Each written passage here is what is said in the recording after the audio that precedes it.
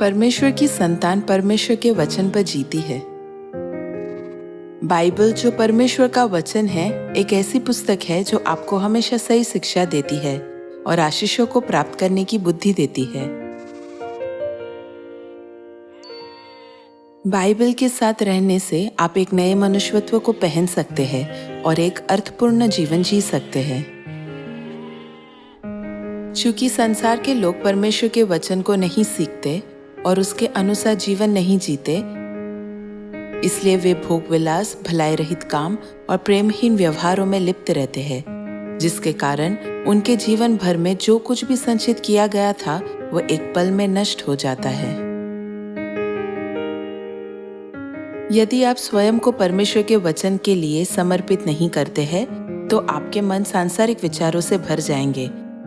इसलिए परमेश्वर आपको निर्देश देते हैं कि आप उनके वचनों में लीन रहे और भक्ति में खुद को प्रशिक्षित करें।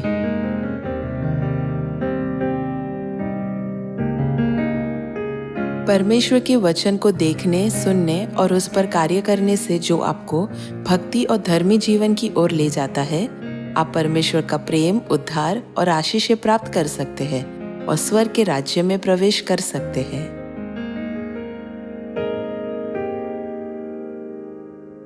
आइए हम परमेश्वर के वचन से एक नए मनुष्यत्व को धारण करें और नया जन्म लेकर अपने आप को स्वर्ग के राज्य के लिए तैयार करें।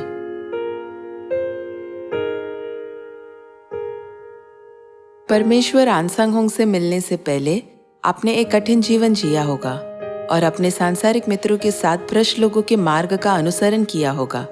लेकिन अब जब आप परमेश्वर के लोग बन गए हैं, तब आपको उस रास्ते पर अब और नहीं चलना चाहिए। क्रोध तो करो पर पाप मत करो। सूर्य अस्त होने तक तुम्हारा क्रोध न रहे। कठोर या हानिकारक शब्दों का प्रयोग न करो या झगड़े में न पड़ो। इसके बजाय मधु भरे जैसे सुंदर शब्दों और आभार के शब्दों को बोलो।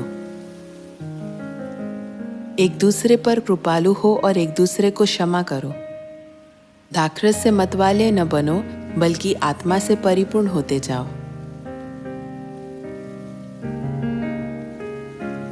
ये वे वचन हैं जिन्हें पिता ने अपनी संतानों को सिखाया था, जिन्हें उन्होंने संसार की सृष्टि से पहले चुना था। इस तरह से स्वयं को सुधारना ही फिर से जन्म लेने का अर्थ है। स्वर्ग के राज्य में प्रवेश करने के लिए आपको सुंदर रूप में फिर से जन्म लेना चाहिए। इसके अलावा परमेश्वर ने कहा कि आपको स्वर्ग के राज्य में प्रवेश करने के लिए उनकी व्यवस्था का पालन करना चाहिए, और यदि आप प्रेम में एकजुट होते हैं तो आपने संपूर्ण व्यवस्था को पूरा किया है। जब आप प्रेम करते हैं, तब आप बुराई या पाप नहीं करते हैं। इस संसार में जहां प्रेम ठंडा हो गया है, परमेश्वर उन लोगों को प्रेम के द्वारा एकजुट कर रहे हैं जो केवल अपने बारे में सोचते हैं और उन्हें स्वर्ग के राज्य में ले जाते हैं।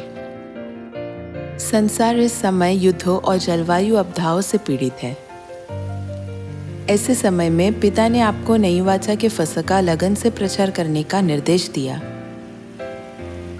जो लोगों को आपदाओं से बचाता है और उन्हें अनंत जीवन देता है, ताकि वे भी जल्दी से सियोन में आ सके। विपत्ति आने से पहले आपको उन दयनीय लोगों की, जो नहीं जानते कि वे कब मर जाएंगे, उनकी उद्धार की ओर अगुवाई करना चाहिए। चूंकि फसह के द्वारा परमेश्वर का मांस और लहू हम में आता है, इसलिए जब आप किसी को मरते हुए देखेंगे तो आप उनके जीवन को बचाने के लिए करुणा और इच्छा से प्रेरित होंगे। ऐसा इसलिए है क्योंकि परमेश्वर का प्रेम, जिसने हम पर दया की, हमारे स्थान पर मर गए और हमें बचाया, कार्य कर रहा है। फसह के प्रेम से अधिक सच्चा प्रेम कोई नहीं है, जो अनंत जीवन प्राप्त करने और स्वर्ग के राज्य में प्रवेश करने का मार्ग सिखाता है।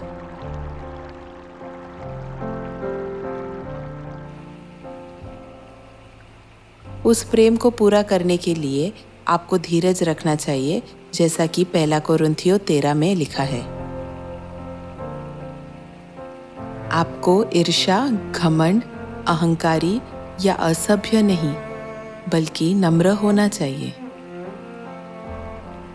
अभिवादन न करना या अभिवादन का जवाब न देना भी असभ्य व्यवहार माना जाता है।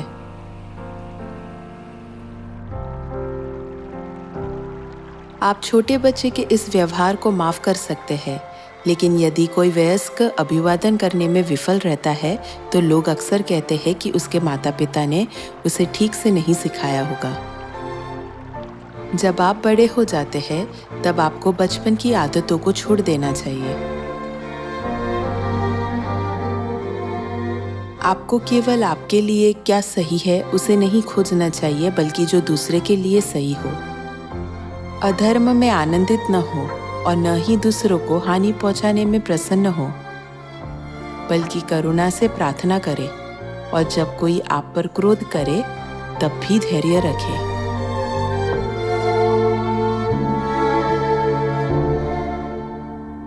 सबसे बड़ा प्रेम है। मैं इस आत्मा को कैसे प्रसन्न कर सकता हूँ और उसका विश्वास कैसे बढ़ा सकता हूँ? मैं उसे सांत्वना देने के लिए गर्मजोश से कैसे बोल सकता हूँ?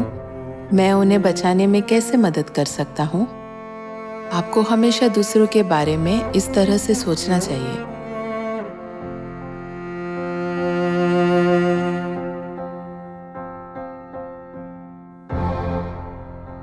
जब हमारे सदस्य प्रेम में एकजुट होते हैं और दुनिया भर में अच्छे कार्य करते हैं, तब परमेश्वर की महिमा प्रदर्शित होती है।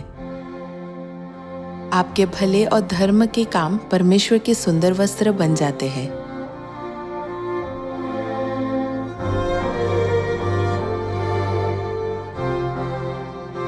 वे कर्म प्रत्येक व्यक्ति का मार्गदर्शन करते हैं, दुनिया में शांति और प्रेम लाते हैं और कई आत्माओं को भी बचाते हैं।